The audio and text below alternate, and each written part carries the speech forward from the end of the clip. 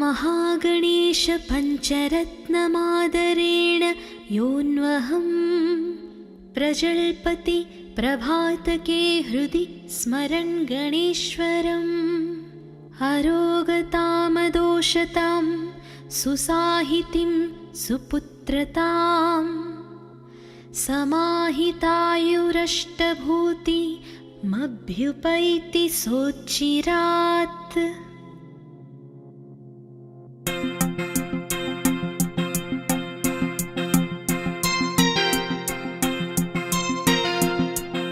मुदाकरात्तमोदकं सदा विमुक्तिसाधकं कलाधरावतंसकं विलासिलोकरक्षकम्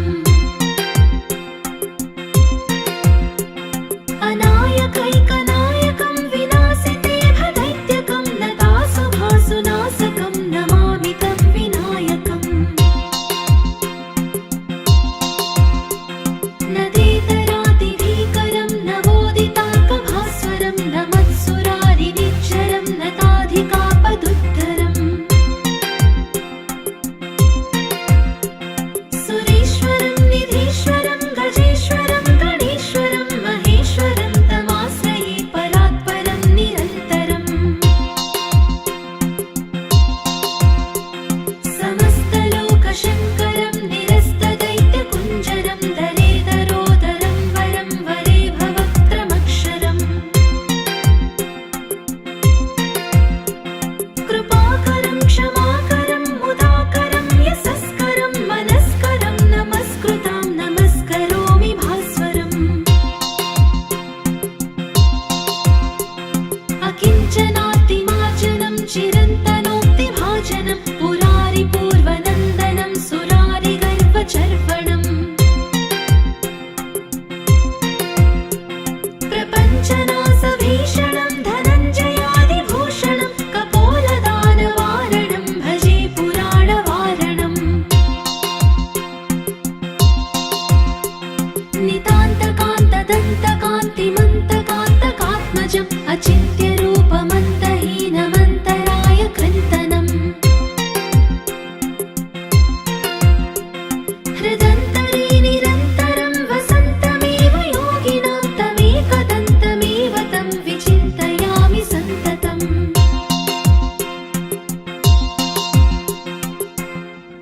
महागणेश पञ्चरत्नमादरेण योऽन्वहं प्रजल्पति प्रभातके हृदि स्मरन् गणेश्वरम् अरोगतामदोषतां सुसाहितिं सुपुत्रतां समाहितायुरष्टभूतिमभ्युपैति सोच्चिरात्।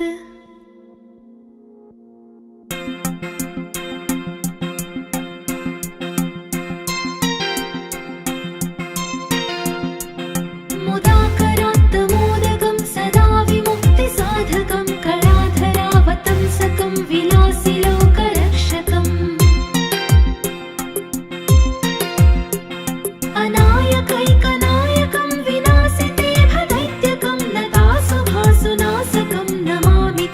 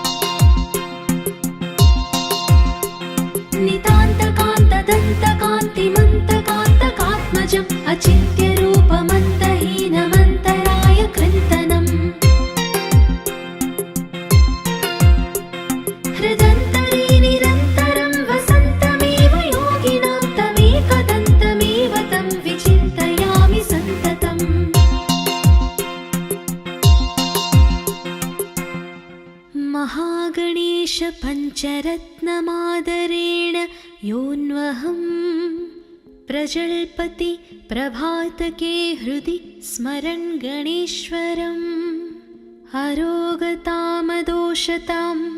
सुसाहितिं सुपुत्रताम् समाहितायुरष्टभूतिमभ्युपैति सोच्चिरात्।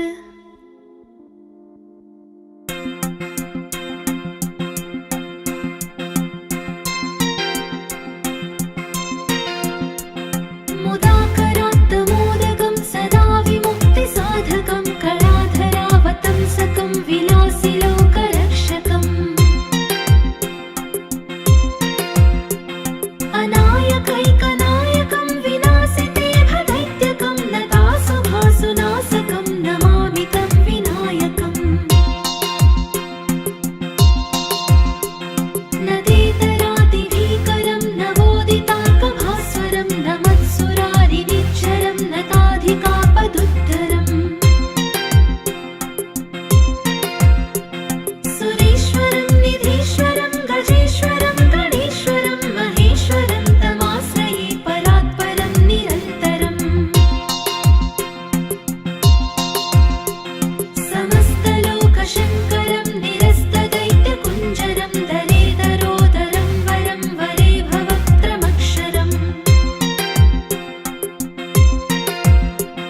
कृपाकरं क्षमाकरं मुदाकरं यशस्करं मनस्करं नमस्कृतां नमस्करोमि भास्वरम् अकिञ्चनातिमाचनं चिरन्तनोक्तिभाजनं पुरारिपूर्वनन्दनं सुरारिगर्वचर्वणम् प्रपञ्चनाशभीषणं धनञ्जयादिभूषणं कपोलदानवारणं भजे पुराणवारणम् नितान्तकान्तदन्तकान्तिमन्तकान्तकात्मजम् अचिन्त्यरूपमन्तहीनमन्तराय कृन्तनम् हृदन्तरे निरन्तरं वसन्तमेव योगिनां तमेकदन्तमेव तं विचिन्तयामि सन्ततम्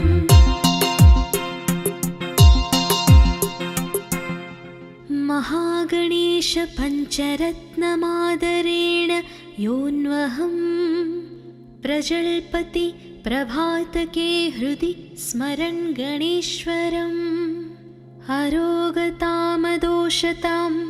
सुसाहितिं सुपुत्रताम् समाहितायुरष्टभूतिमभ्युपैति सोच्चिरात्।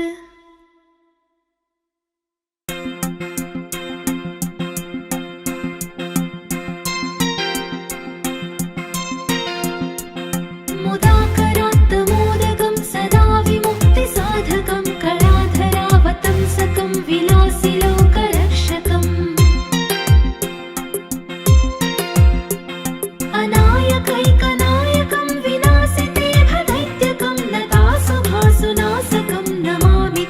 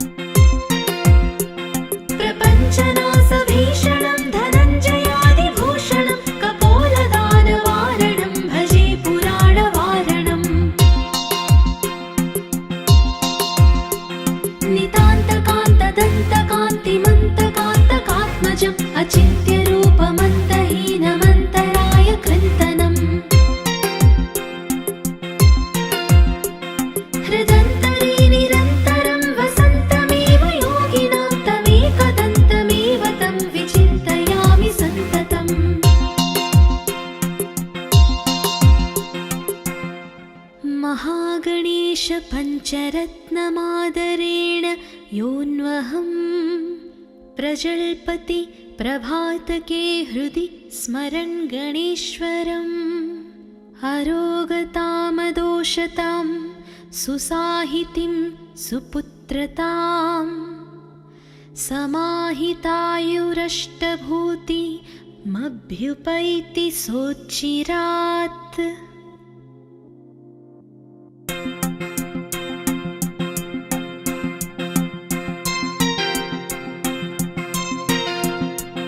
मुदाकरात्तमोदकं सदा विमुक्तिसाधकं कलाधरावतंसकं विलासिलोकरक्षकम् अनायकैकनायकं विनाशितेभदैत्यकं नतासुभासुनाशकं नमामि तं विनायकम् नदेतरादिभीकरं नवोदितार्कभास्वरं नमत्सुरारिनिच्चरं नताधिकापदुद्धरम् सुरेश्वरं निधीश्वरं गजेश्वरं गणेश्वरं महेश्वरं तमाश्रये परात्परं निरन्तरम् समस्तलोकशङ्करं निरस्तदैत्यकुञ्जरं दरेदरोदरं वरं वरे भवत्रमक्षरम् कृपाकरं क्षमाकरं मुदाकरं यशस्करं मनस्करं नमस्कृतां नमस्करोमि भास्वरम् अकिञ्चनातिमाचनं चिरन्तनोक्तिभाजनं पुरारिपूर्वनन्दनं सुरारिगर्वचर्वणम् प्रपञ्चनाशभीषणं धनञ्जयादिभूषणं कपोलदानवारणं भजे पुराणवारणम् नितान्तकान्तदन्तकान्तिमन्तकान्तकात्मजम् अचिन्त्यरूपमन्तहीनमन्तराय कृन्तनम् हृदन्तरे निरन्तरं वसन्तमेव योगिनां तमेकदन्तमेव तं विचिन्तयामि सन्ततम्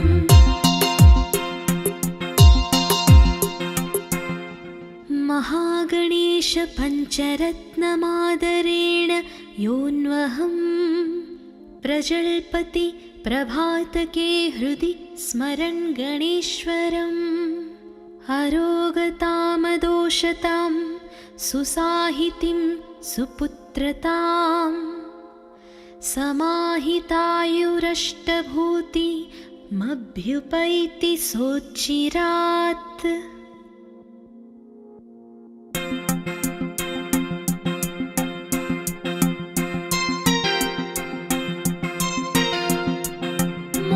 मुदाकरात्तमोदकं सदा विमुक्तिसाधकं कलाधरावतंसकं विलासिलोकरक्षकम्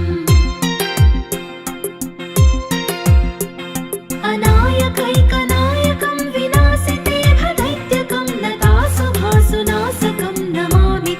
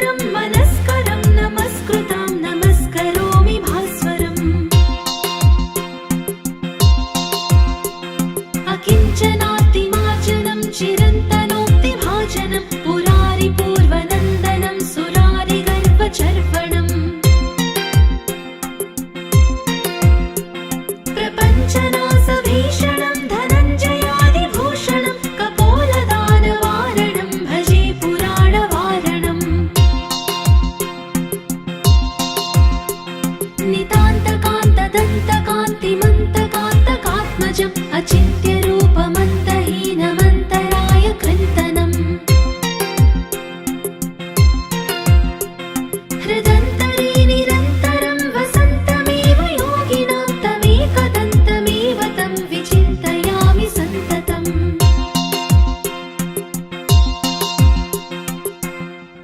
महागणेश पञ्चरत्नमादरेण योऽन्वहं प्रजल्पति प्रभातके हृदि स्मरन् गणेश्वरम्। अरोगतामदोषतां सुसाहितिं सुपुत्रतां समाहितायुरष्टभूतिमभ्युपैति सोच्चिरात्।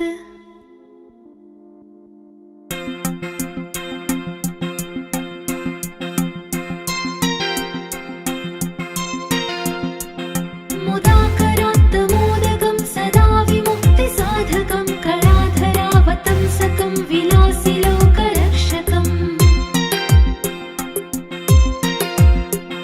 अनायकैकनायकं विनाशितेभदैत्यकं नतासुभासुनाशकं नमामि तं विनायकम्।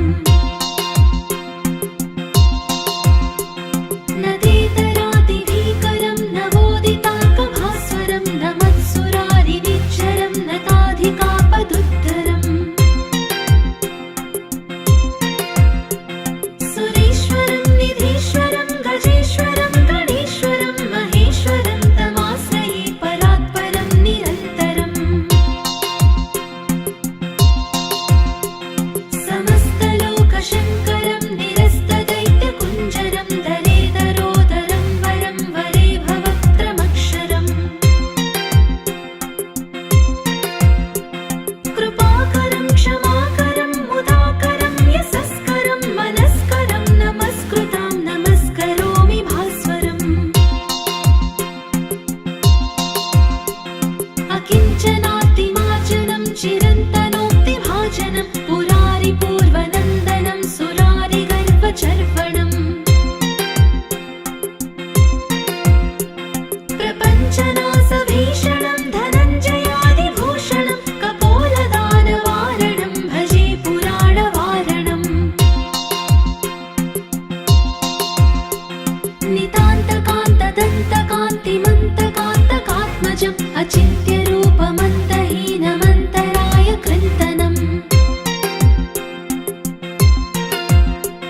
हृदन्तरे निरन्तरं वसन्तमेव योगिनां तमेकदन्तमेव तं विचिन्तयामि सन्ततम्।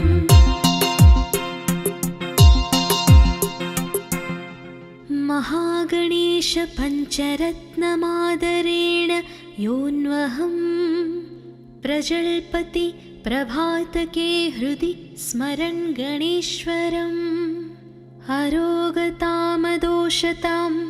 सुसाहितिं सुपुत्रतां समाहितायुरष्टभूतिमभ्युपैति सोच्चिरात्।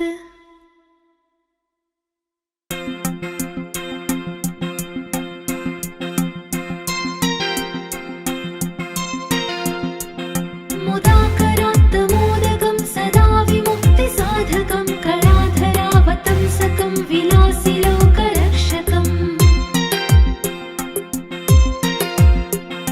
अनायकैकनायकं विनाशितेभदैत्यकं नतासुभासुनाशकं नमामि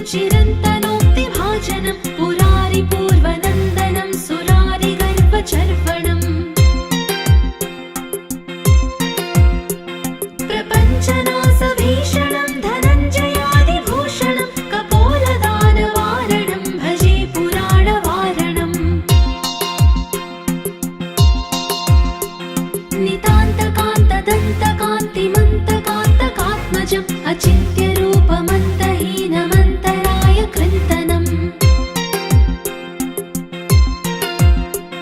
हृदन्तरे निरन्तरं वसन्तमेव योगिनां तमेकदन्तमेव तं विचिन्तयामि सन्ततम्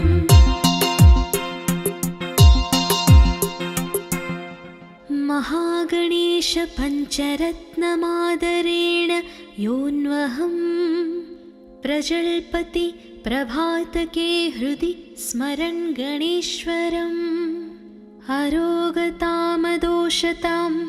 सुसाहितिं सुपुत्रतां समाहितायुरष्टभूतिमभ्युपैति सोच्चिरात्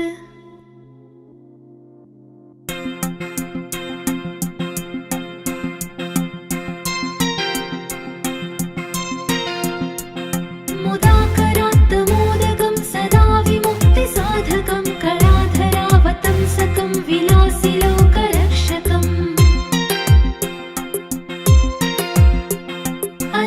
अनायकैकनायकं विनाशिते भदैत्यकं नतासुभासुनाशकं नमामि तं विनायकम् नदेतरातिभीकरं नवोदितार्कभास्वरं नमत्सुरारिनिच्चरं नताधिकापदुद्धरम् सुरेश्वरं निधीश्वरं गजेश्वरं गणेश्वरं महेश्वरं तमाश्रये परात्परं निरन्तरम् समस्तलोकशङ्करं निरस्तदैत्यकुञ्जरं दरेदरोदरं वरं वरे भवक्त्रमक्षरम्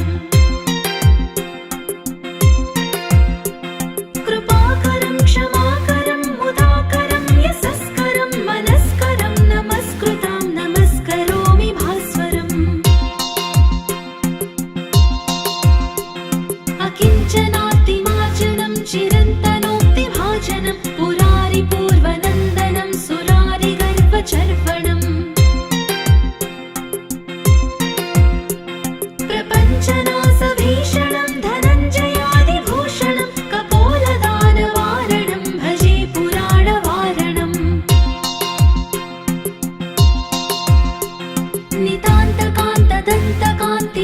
नितान्तकान्तदन्तकान्तिमन्तकान्तकात्मजम् अचिन्त्यरूपमन्तहीनमन्तराय कृन्तनम् हृदन्तरे निरन्तरं वसन्तमेव योगिनां तमेकदन्तमेव तं विचिन्तयामि सन्ततम्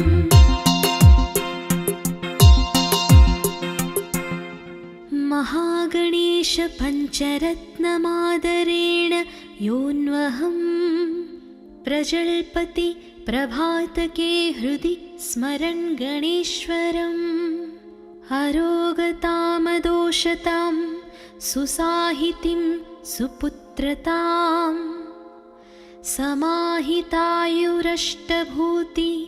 समाहितायुरष्टभूतिमभ्युपैति सोच्चिरात्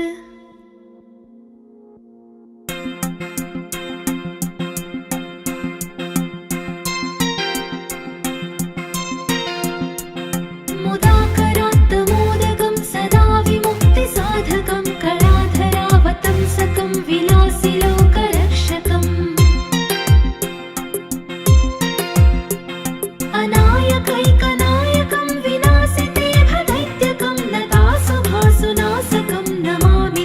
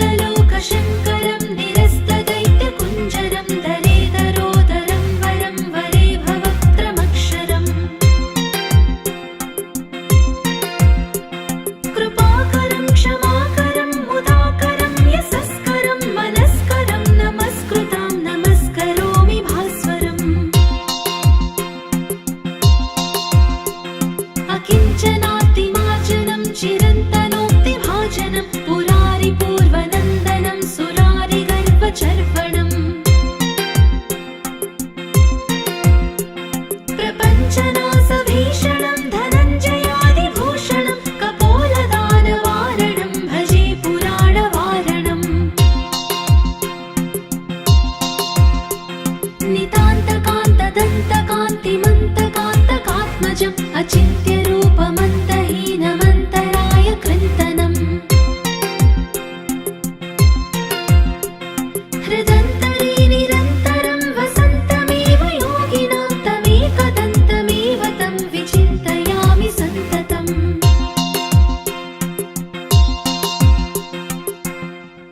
महागणेश पञ्चरत्नमादरेण